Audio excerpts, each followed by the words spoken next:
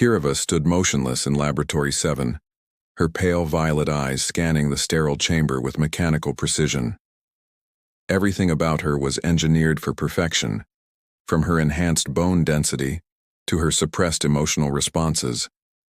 The Varnak Syndicate had spent 23 years crafting her into their ultimate weapon, purging weakness from her genetics and conditioning fear from her psyche. The heavy doors hissed open behind her.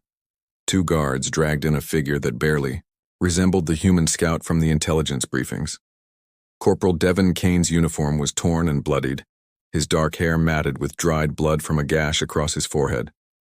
Yet despite his injuries, he held himself with a defiance that should have been beaten out of him during 3 days of captivity. "Specimen for analysis," the lead guard announced, dumping Devin onto the examination table. "Commander Vextar expects your report in 72 hours, then termination." Kirovas nodded curtly. She had performed similar studies on 17 different species. Humans would be number 18. The guards departed, leaving her alone with her subject. Devin lifted his head, fixing her with surprisingly bright green eyes. "Well, aren't you a vision of comfort and warmth?" he said, his voice hoarse but carrying unmistakable sarcasm. "Let me guess, you're here to poke and prod until you figure out what makes humans tick?" The response caught Kirovas off guard. Most specimens either cowered in terror or raged helplessly. None had ever used humor. She approached the table, activating her recording device. "I am Kirovas. You will submit to analysis. Resistance will result in additional pain." Devin actually chuckled, wincing as the movement pulled at his injured ribs. "Additional pain? Honey, I've been shot, beaten, and dragged through half your ship. At this point, pain and I are old friends." He studied her face with curious intensity. "You know, you almost look human yourself, if humans came in gorgeous, deadly, and emotionally vacant packages." Something flickered in Kirovas's chest, an unfamiliar sensation she couldn't categorize. She began her examination with practiced efficiency, taking blood samples and scanning his vital signs. Devin watched her work with surprising calm. "You ever been to a beach?" he asked suddenly. She paused, syringe halfway to his arm. "Clarify." "Sand, waves, sun overhead, water stretching out forever." Devin's eyes took on a distant quality. "There's this place on Earth called the Pacific Coast. Water so blue it makes your chest ache just looking at it. Sound of waves hitting the shore, over and over, like the planet's heartbeat." Kirovas completed the blood draw, but found herself processing his words rather than discarding them as irrelevant data. The Varnak homeworld was all metal and stone, industrial efficiency without natural beauty. "Why do you speak of this?" she asked. "Because in about 3 days I'll be dead and I'd rather think about something beautiful than these gray walls." Devin's tone remained light, but she detected something deeper underneath. "Tell me, Kirovas, you got anything beautiful in your life? Or is it all duty and death?" She should have sedated him then. Protocol demanded minimal interaction with specimens. Instead, she found herself considering his question. Beauty was inefficient, unnecessary. The Varnak had evolved beyond such frivolous concepts. Yet as she worked, Devin continued talking. About music that made humans dance and weep. About food that brought families together around tables, sharing stories and laughter. About the smell of rain on summer Earth and the way morning light painted mountains gold. For the first time in her genetically perfected existence, Kirovas began to wonder what she might be missing. When she finally finished her initial assessment, Devin was watching her with those disconcerting green eyes. "You're different from what I expected," he said quietly. "All Varnak are superior to lesser species." "That's not what I meant." He shifted carefully on the table, studying her face. "You're thinking. Really thinking, not just following orders. That's dangerous for someone in your position." The observation struck something deep within her conditioning. Kirova stepped back, suddenly aware that her perfectly ordered world had somehow shifted during their brief interaction. In just 1 hour, this damaged human had accomplished what 23 years of Varnak training had been designed to prevent. He had made her curious about being more than a weapon. As she sealed the laboratory for the night, Kirivas found herself looking forward to tomorrow's session, and that realization terrified her more than any enemy she had ever faced. Day 2 began with Kirivas discovering Devon had somehow managed to sit upright despite his restraints. He greeted her with a crooked smile that sent that strange flutter through her chest again. "Morning, gorgeous. Sleep well in your perfectly efficient Varnak bed?" She ignored the comment, focusing on her instruments. "Your cellular regeneration rate exceeds projections. Human resilience appears understated in our data. We're full of surprises." Devon watched her prepare the neural scanner. "What's your real name?" "I have told you. Kirivas." "No, I mean the name your parents gave you, before the syndicate got hold of you." The question struck her like a physical blow. Parents. The concept was alien. Varnak were created in laboratories, raised in training facilities, yet something deep in her genetic memory stirred. A fragment of what might have been natural emotion. "I have no parents. I was optimized for purpose." Devon's expression softened. "That's the saddest thing I've ever heard." As she ran the scanner, over his skull he began humming. The melody was unlike anything in Varnak databases, complex but somehow soothing. When she asked about it, his eyes lit up. Beethoven's Ninth Symphony, Ode to Joy. Written by a human who was going deaf.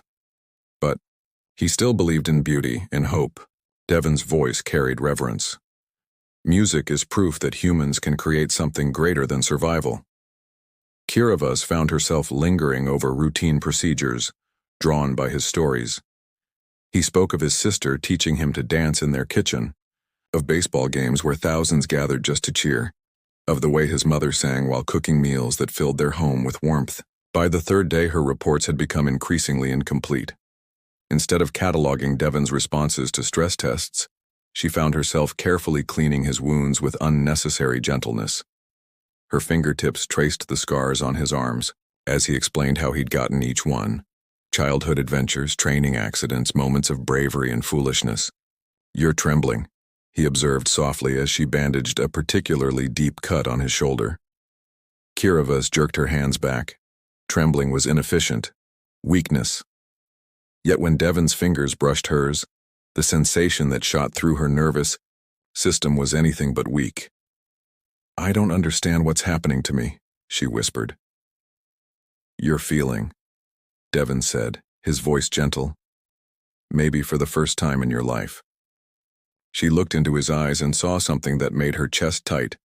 Not analysis or fear, but genuine concern. For her.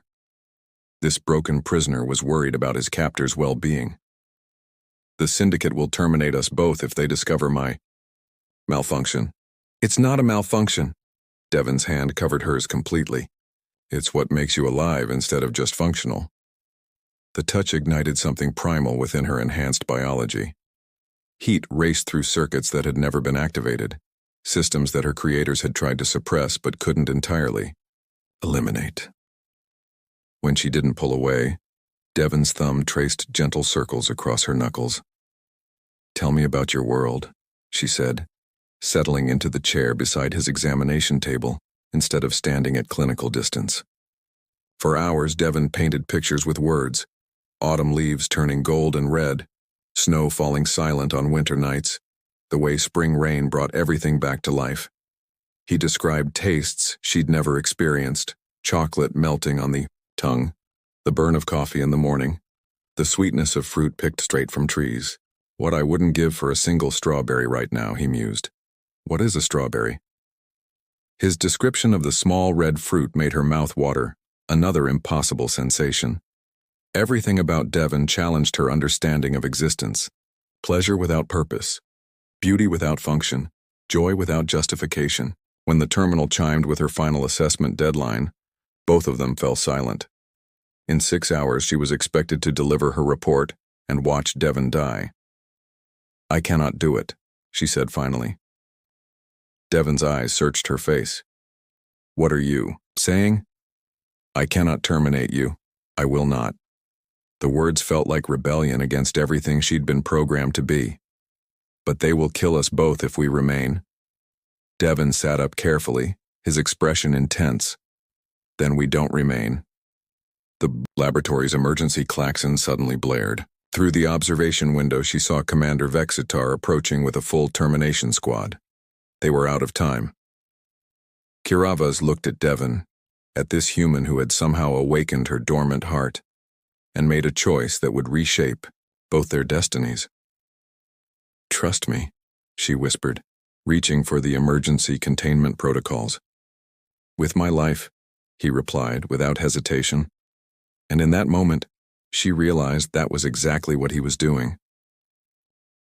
Kiravas moved with deadly precision, her fingers dancing across the laboratory's control panel. Years of genetic optimization had never prepared her for this moment, choosing love over loyalty, hope over duty. "What are you doing?" Devon asked, struggling to sit up as containment fields sparked around them. "Creating chaos." She initiated a cascade failure in the power grid. "The explosion will mask our escape route." The laboratory doors burst open. Commander Vextar filled the doorway, his reptilian features twisted with fury. "Kiravas, step away from the specimen immediately." She turned to face her former commander, and Devon saw something magnificent and terrifying in her violet eyes. A perfect weapon finally choosing her own targets. "No." The single word hung in the air like a death sentence.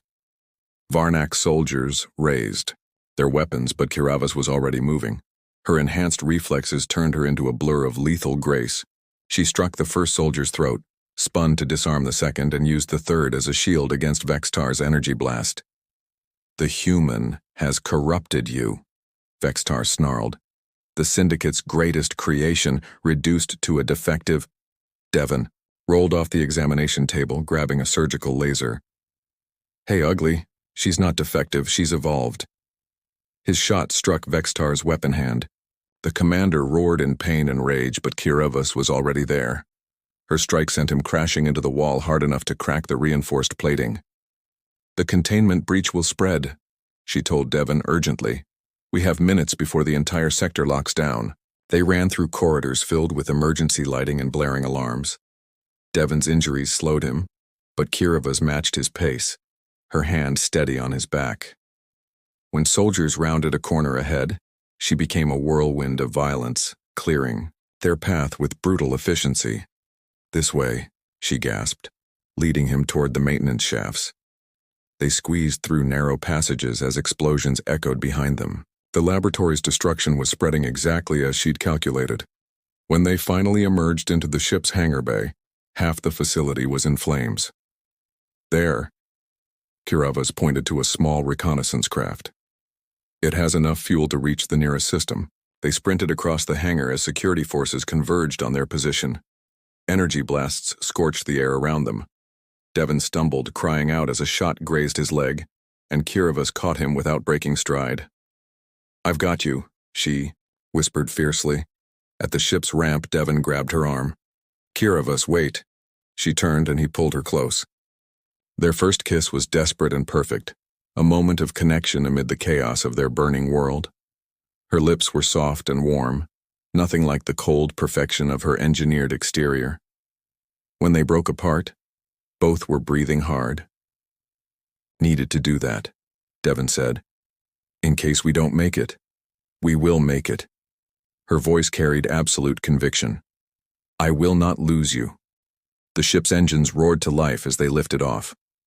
Through the viewport, they watched the Varnak facility shrink below them, half consumed by flames. Kiravas had burned every bridge, destroyed every connection to her former life. "No going back now," Devon observed, settling into the co-pilot's seat. "I would not go back if I could." She set course for the outer rim, where Varnak authority grew thin. "My life began 3 days ago when you made me question everything I believed." They flew in comfortable silence for a while. The immediate danger passed. When Devon finally spoke, his voice was thoughtful. "What will you do now? You can't return to your people, and humans won't exactly welcome a Varnak warrior with open arms." Kiravas considered this. She had been created for one purpose and had abandoned it completely. Everything she'd known was gone. Yet, looking at Devon, she felt no regret. I will learn to be something new, she said. Something I choose to be. That night they made camp on a small moon at the system's edge. Their fire cast dancing shadows across Devon's face as he shared more stories of Earth. Kiravas found herself sitting closer to him, drawn by his warmth and the strange comfort of his presence. Thank you, she said quietly. For what? For showing me that there was more to existence than what I was programmed to believe. For making me feel alive? She nodded.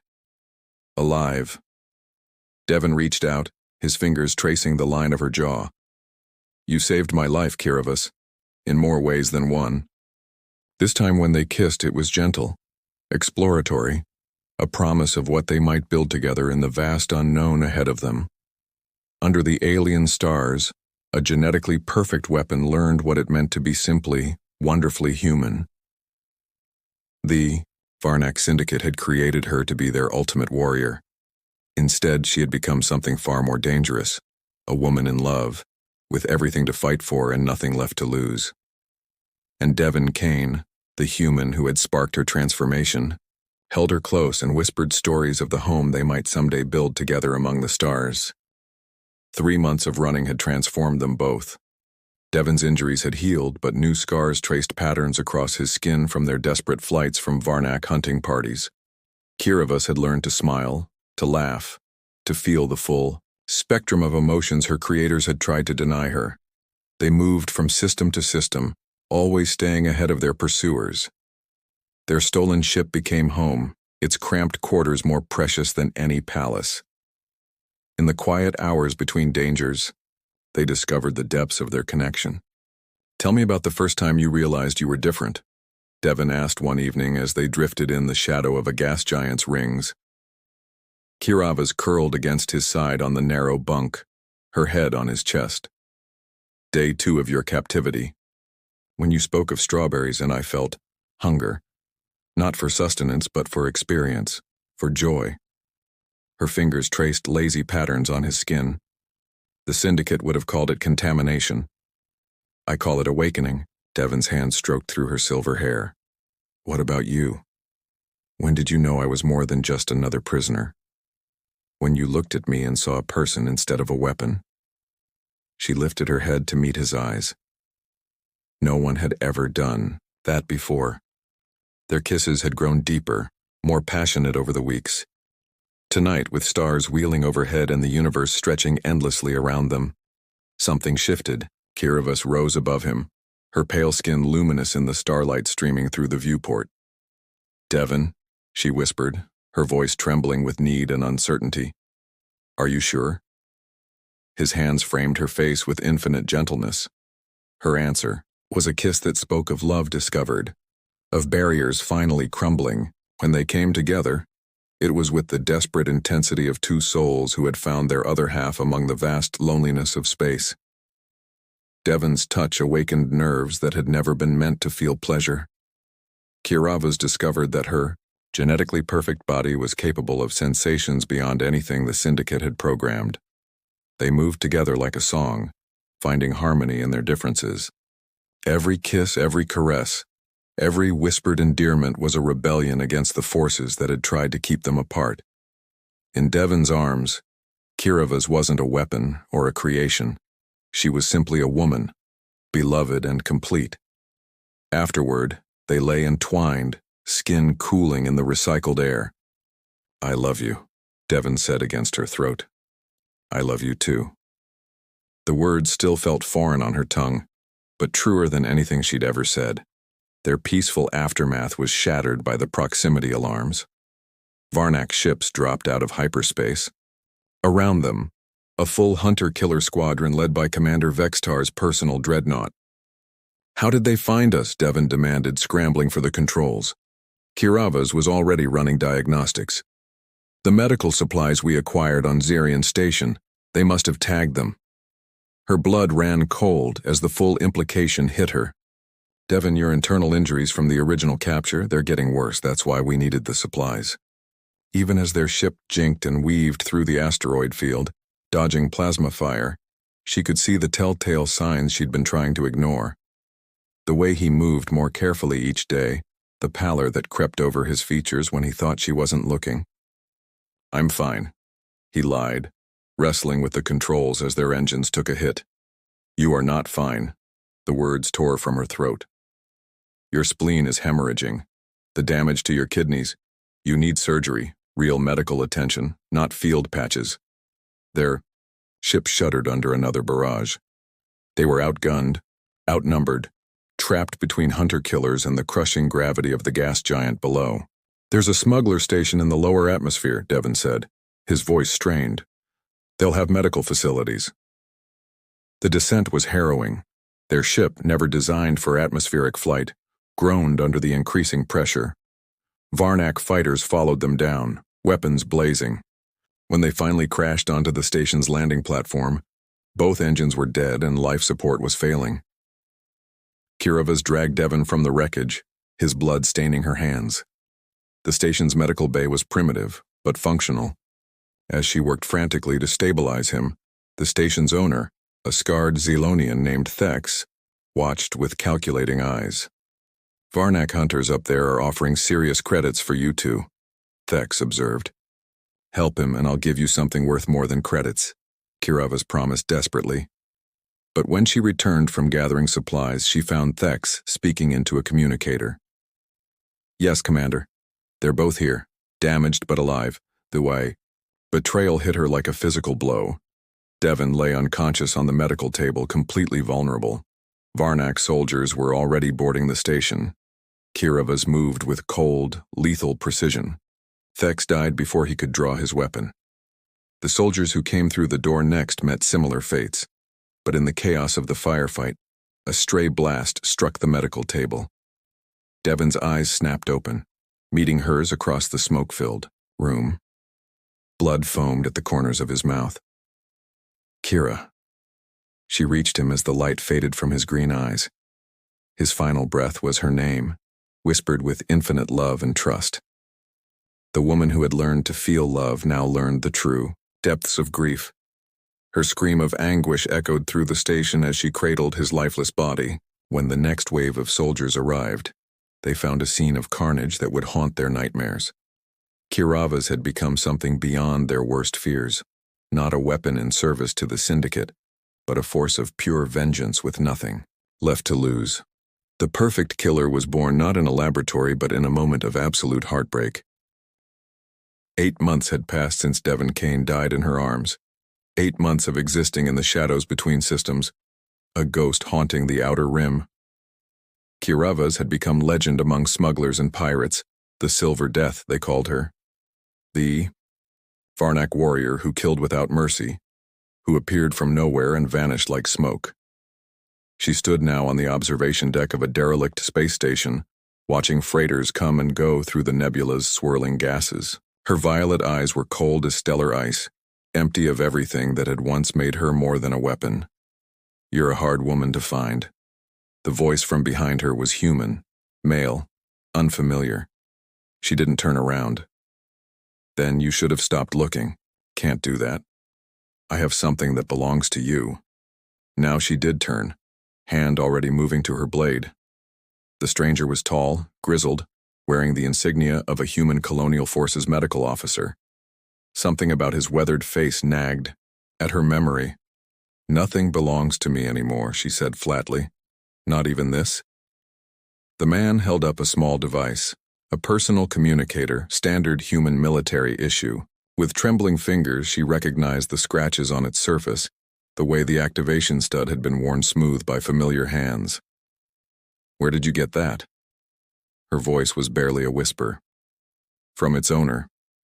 About 3 hours ago." The man's expression softened. "My name is Dr. Vincent Hayes. I served with the 47th Colonial Medical Corps. We pulled Devon Kane out of that gas giant 8 months ago." The words hit her like physical blows. "Impossible. He died. I felt his life leave him." "You felt—" "His vital signs stop, yes, but humans are remarkably resilient, especially when they have something worth fighting for." Hayes activated a holographic display. "We've been treating him at a classified medical facility. Extensive trauma, induced coma for 6 months while we repaired the damage. He only regained consciousness 2 weeks ago. The hologram showed Devon lying in a medical pod, tubes and monitors surrounding him. Even in the blue-tinged image, she could see the steady rise and fall of his chest. "You're lying." But her voice cracked on the words. "He talks about you constantly, about a Varnic warrior who chose love over duty, about strawberries and symphonies and the woman who taught him that even perfect weapons could learn to feel." Hayes leaned forward. "He wants to see you, Kiravas." Her name on the stranger's lips was like a key turning in a long-locked door. For 8 months she had been the Silver Death. But Devon had never called her that. To him she had simply been Kiravas. "I can't." The admission was torn from her throat. "I watched him die. I held his body. I can't risk believing and losing him again." "Then don't take my word for it." Hayes handed her a datapad. "Facility coordinates, Bay 94. He'll be waiting." The medical station hung in the void between stars, a sanctuary hidden from the conflicts that raged across the galaxy. Kiravas stood outside Bay 94 for nearly an hour, her hand hovering over the door controls. Through the transparent aluminum she could see a figure sitting by the viewport. Dark hair, familiar profile, alive and whole and impossible. When the door finally opened, Devon turned. Their eyes met across the room and time stopped. "Hello, gorgeous," he said softly, his voice exactly as she remembered. "Miss me?" She wanted to run to him, to throw herself into his arms and never let go. Instead, she stood frozen, afraid that movement would shatter the illusion. "You died," she whispered. "I felt you leave me." "I got better."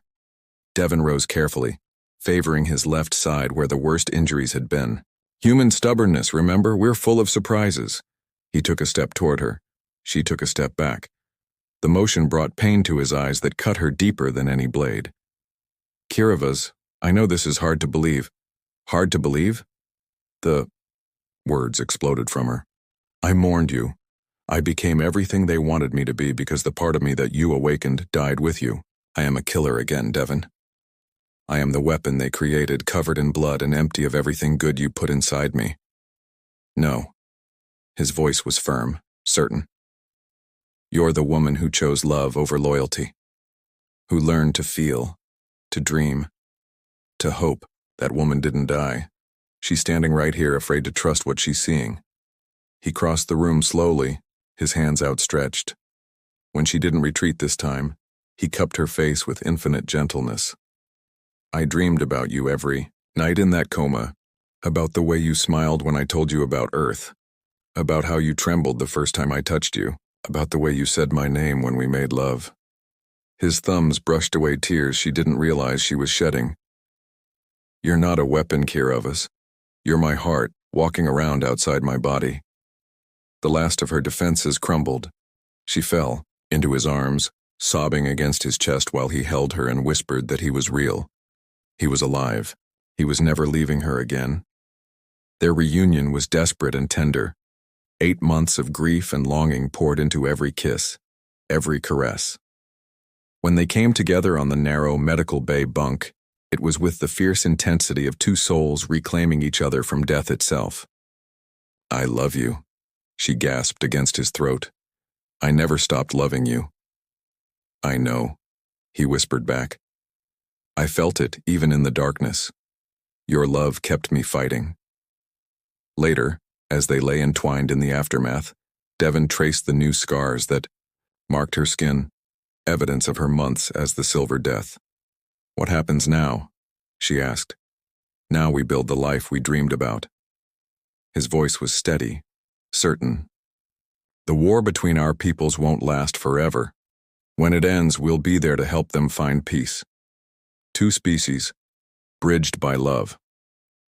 Kiravas lifted her head to look at him. This remarkable human who had died for her and clawed his way back from death itself. "And if they won't accept us?" Devon's smile was warm as starlight. "Then we'll make our own place in the universe. Just you and me and all the strawberries we can grow." She laughed then, the sound rusty from disuse but genuine. The Silver Death was gone, burned away in the fire of Devon's resurrection. In her place was something new, not the Syndicate's perfect weapon, not a ghost haunting the rim, but simply a woman in love with a man who had shown her that even the most impossible dreams could come true. Outside their window, the stars wheeled, in their ancient dance, witnesses to a love that had conquered death itself and would light the way to peace between the stars.